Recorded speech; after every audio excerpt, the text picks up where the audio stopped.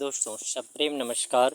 मैं सर्वदेव सिंह उर्फ डॉक्टर सरदेव सिंह आचार्य कलाम, अधिवक्ता हाई कोर्ट इलाहाबाद, दत्तक पुत्र महामहिम राष्ट्रपति भारत, शोधक एवं प्रशिक्षक, शारीरिक मानसिक योगाभ्यास एवं प्रणाम, राष्ट्रीय संयोजक अध्यक्ष भारतीय इंसाफ पार्टी यश।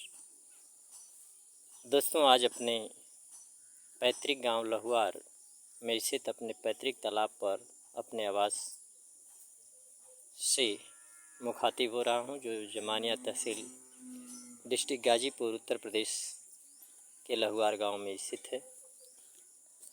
दोस्तों आज जिस विषय से आपसे अवगत होना चाहते हैं, मुखातिब होना चाहते हैं, वो विषय है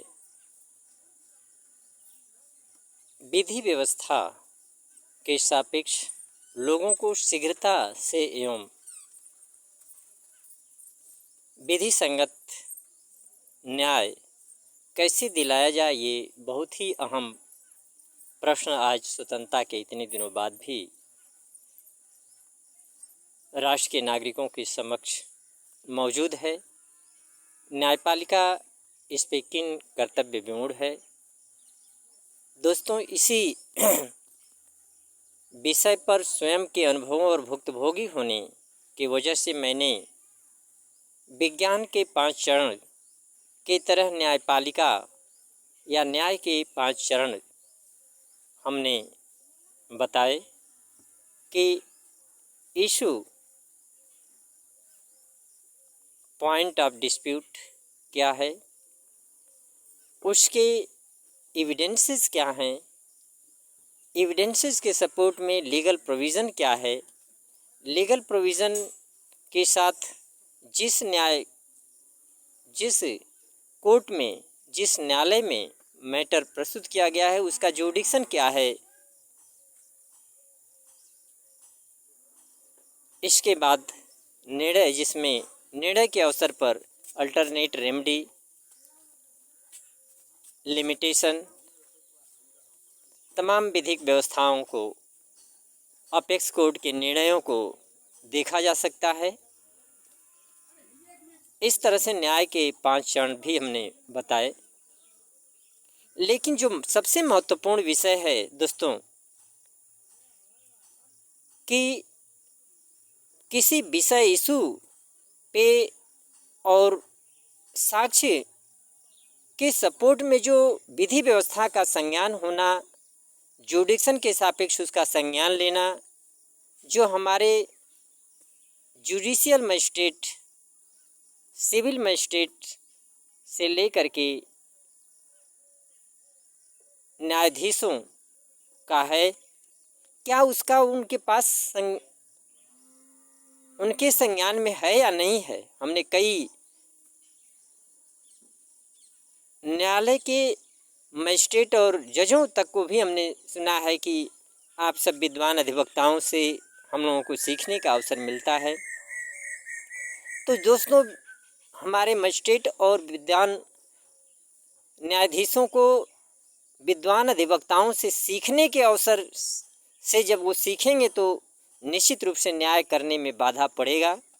तो ऐसी स्थिति न हो, तो इसके लिए हमारे chief justice CJI, chief justice of India, महामहिम राष्ट्रपति, राज्यपाल, प्रधानमंत्री, जजेज, ये निष्पक्षता से, निडरता से विधि व्यवस्था की रक्षा और न्याय करने का, लोगों की सेवा करने का जो शपथ लेते हैं, उसके लिए आवश्यक है कि जो चयन प्रक्रिया है उसको भी 124C के तहत हमारे संसदीय व्यवस्था द्वारा स्थापित प्रक्रिया के द्वारा चयनित करने की है। अगर उसको इम्प्लीमेंट नहीं किया जा रहा है तो कम से कम इतना तो आवश्यक है कि एक वार्षिक हमारे महामहिम राज्यपाल, राष्ट्रपति, कैबिनेट सरकार, CJI, माननीय उच्च न्यायालय, उच्चतम न्यायालय के द्वारा यह व्यवस्था होना चाहिए कि एक वार्षिक टेस्ट की व्यवस्था हो, जिससे उनको जानकारी हो सके कि हमारे सबऑर्डिनेशन में जो मजिस्ट्रेट, जो न्यायाधीश कार्य कर रहे हैं, उनको विधि की फंडामेंटल जानकारी है कि नहीं, उनको विधि की सारभूत और मौलिक जानकारी है कि नहीं, जिससे अगर वो जानकारी नहीं रहेगा तो इशू, साक्ष्य, evidences, legal provision, जुडिक्शन, alternate remedy, limitation, तमाम चीज़ों के होने के बावजूद उन निर्णय नहीं कर सकते हैं, निष्पक्षता से निर्णय नहीं कर सकते हैं। उसमें चाहे जितनी अनर्गल बातें लिख करके जो भी आर्डर पास करें, वो अपील करिए, रिवीजन करिए, रीड करिए, इस पे थोप देंगे, न्यायपालिका पे एक आवश्यक भार बना देंगे।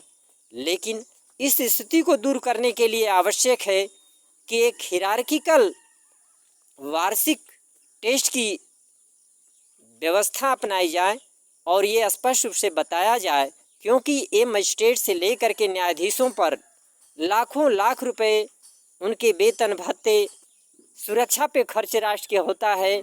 अगर वो अपनी क्षमताओं को, अपने ज्ञान को राष्ट्र के लोगों को न्याय देने में नहीं बढ़ा सकेंगे तो उनको राष्ट्र के संसाधनों पे अय्याशी करने, तानाशाहीपूर्ण आर्डर पास करने, गलत आर्डर पास करने का कोई अधिकार नहीं है।